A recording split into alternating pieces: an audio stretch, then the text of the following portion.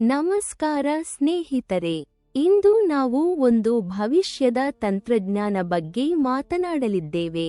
ಈ ತಂತ್ರಜ್ಞಾನ ನಮ್ಮ ರಸ್ತೆಗಳನ್ನು ಇನ್ನಷ್ಟು ಸುರಕ್ಷಿತವಾಗಿಸುವ ಶಕ್ತಿಯನ್ನು ಹೊಂದಿದೆ.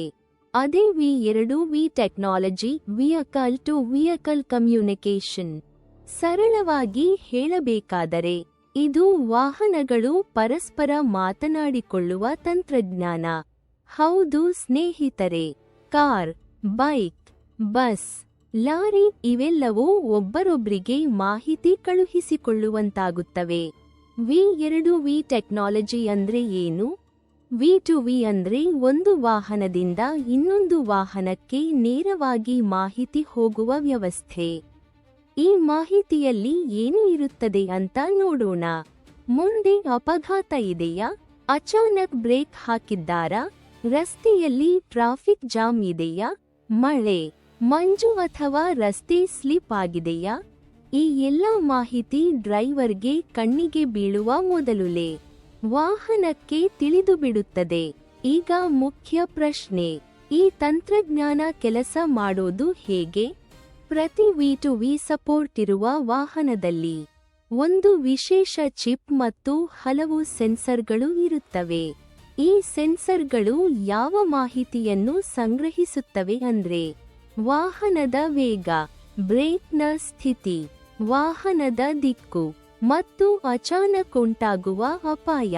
ಈ ಎಲ್ಲ ಮಾಹಿತಿ ವೈರ್ಲೆಸ್ ಸಿಗ್ನಲ್ ಮೂಲಕ ಸುತ್ತಮುತ್ತಲಿನ ವಾಹನಗಳಿಗೆ ತಕ್ಷಣ ಕಳುಹಿಸಲಾಗುತ್ತದೆ.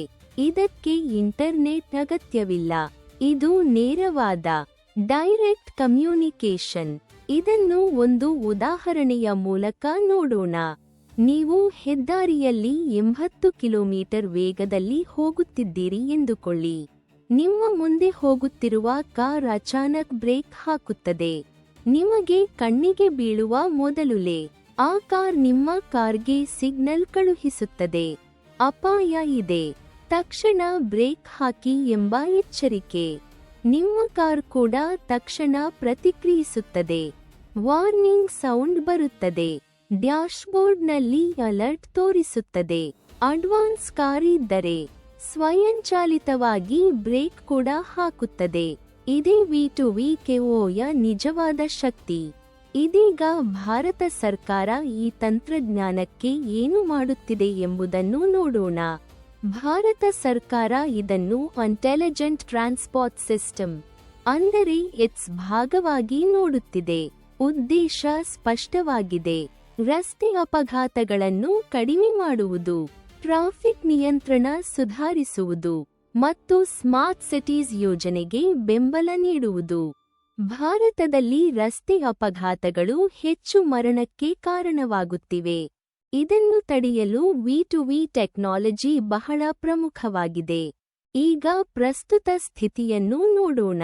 ಭಾರತದಲ್ಲಿ V2V ಟೆಕ್ನಾಲಜಿ ಈಗಲೂ ಪರೀಕ್ಷಾ ಹಂತದಲ್ಲಿದೆ. ಕೆಲವು ಸ್ಮಾರ್ಟ್ ಸಿಟಿ ಪ್ರಾಜೆಕ್ಟ್ಗಳಲ್ಲಿ ಪೈಲಟ್ ಟೆಸ್ಟಿಂಗ್ ನಡೆಯುತ್ತಿದೆ. ಭವಿಷ್ಯದ ಹೆದ್ದಾರಿಗಳು ಮತ್ತು ಎಲೆಕ್ಟ್ರಿಕ್ ವಾಹನಗಳಿಗೆ ಇದನ್ನು ಯೋಜಿಸಲಾಗುತ್ತಿದೆ. ಇದು ಒಂದು ರಾತ್ರಿಯಲ್ಲಿ ಬರುವ ತಂತ್ರಜ್ಞಾನ ಅಲ್ಲ, ಹಂತ ಹಂತವಾಗಿ ಜಾರಿಗೆ ಬರುತ್ತಿದೆ.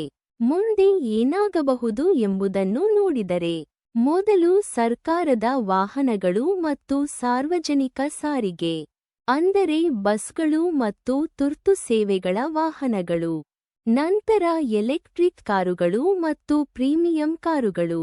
ಮುಂದಿನ ವರ್ಷಗಳಲ್ಲಿ ಸಾಮಾನ್ಯ ಕಾರುಗಳು ಮತ್ತು 2 ಚಕ್ರ ವಾಹನಗಳಿಗೂ ಇದು ಬರುತ್ತದೆ.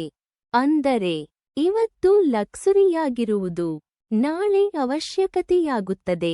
ಸೆಲ್ಫ್ ಡ್ರೈವಿಂಗ್ ಅಥವಾ ಆಟೋನಮಸ್ ಕಾರ್ಸ್ ಬಗ್ಗೆ ನೀವು ಕೇಳಿರಬಹುದು. ಆ ಕಾರುಗಳಿಗೆ V2V ತಂತ್ರಜ್ಞಾನ ಹೃದಯದಂತಿದೆ. ಯಾಕಂದ್ರೆ ಆ ಕಾರು ಕಣ್ಣು ಮಾತ್ರ ನಂಬೋದಿಲ್ಲ, ಇತರ ಕಾರುಗಳಿಂದ ಬರುವ ಮಾಹಿತಿಯನ್ನು ನಂಬುತ್ತದೆ. ಒಂದು ಕಾರ್ ತಪ್ಪು ಮಾಡಿದರೂ ಮತ್ತೊಂದು ಕಾರ್ ಅದಕ್ಕೆ ತಕ್ಕಂತೆ ತನ್ನನ್ನು ತಾನು ತಿದ್ದಿಕೊಳ್ಳುತ್ತದೆ. ಇದು ಸಮೂಹ ಬುದ್ಧಿಮತ್ತೆ, ಕಲೆಕ್ಟಿವ್ ಇಂಟೆಲಿಜೆನ್ಸ್. ಇದರಿಂದಾಗುವ ಲಾಭಗಳನ್ನು ನೋಡಿದರೆ ರಸ್ತೆ ಅಪಘಾತಗಳು ಕಡಿಮೆಯಾಗುತ್ತವೆ. ಅಚಾನಕ್ ಬ್ರೇಕಿಂಗ್ನಿಂದಾಗುವ ಅಪಘಾತಗಳು ಕಡಿಮೆಯಾಗುತ್ತವೆ. ಟ್ರಾಫಿಕ್ ಜಾಮ್ ಬಗ್ಗೆ ಮುಂಚಿತ ಮಾಹಿತಿ ಸಿಗುತ್ತದೆ. ಇಂಧನ ಉಳಿವು ಮತ್ತು ಸಮಯ ಉಳಿವು ಸಾಧ್ಯವಾಗುತ್ತದೆ. ಮಕ್ಕಳು, ಹಿರಿಯರು ಎಲ್ಲರಿಗೂ ರಸ್ತೆ ಹೆಚ್ಚು ಸುರಕ್ಷಿತವಾಗುತ್ತದೆ.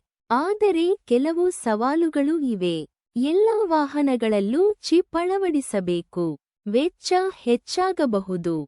ಡೇಟಾ ಸುರಕ್ಷತೆ ಮುಖ್ಯ. ಒಂದು ಸಾಮಾನ್ಯ ಮಾನದಂಡ ಅಗತ್ಯವಿದೆ. ಆದ್ರೆ ಸರ್ಕಾರ ಮತ್ತು ವಾಹನ ತಯಾರಿಕಾ ಕಂಪನಿಗಳು ಈ ಎಲ್ಲ ವಿಷಯಗಳ ಮೇಲೆ ಕೆಲಸ ಮಾಡುತ್ತಿವೆ.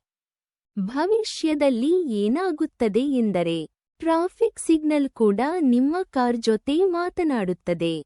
ಆಂಬ್ಯುಲೆನ್ಸ್ ಬಂದಾಗ ಸಿಗ್ನಲ್ ಸ್ವಯಂಚಾಲಿತವಾಗಿ ಗ್ರೀನ್ ಆಗುತ್ತದೆ. ಅಪಘಾತಗಳು ಬಹುತೇಕ ಶೂನ್ಯ ಮಟ್ಟಕ್ಕೆ ಇಳಿಯುತ್ತವೆ. ರಸ್ತೆ ಅಂದರೆ ಅಪಾಯ ಅಲ್ಲ, ಅದು ಒಂದು ಸ್ಮಾರ್ಟ್ ವ್ಯವಸ್ಥೆಯಾಗುತ್ತದೆ.